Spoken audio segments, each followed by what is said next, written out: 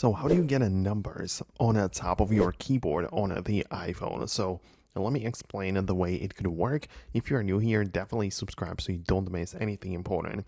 Anyways, the built-in keyboard from Apple cannot really get it to work, so we are going to have to rely on some kind of third-party keyboard. So we can open up the App Store and look up a third-party keyboard to install as a separate app to replace the built-in one.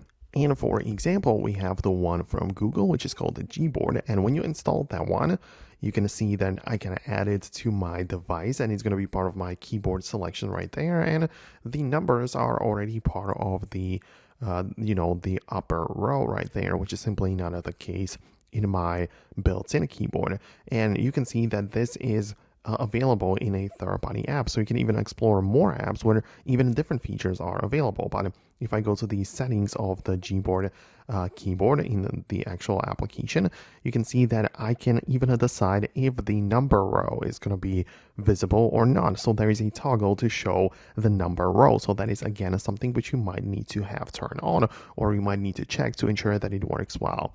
But of course, there are more apps which can replace your built-in keyboard. There is the Microsoft Swift key, which as well has some nice features and some different things which you might want to explore, right? And even more options are available if you search through the App Store.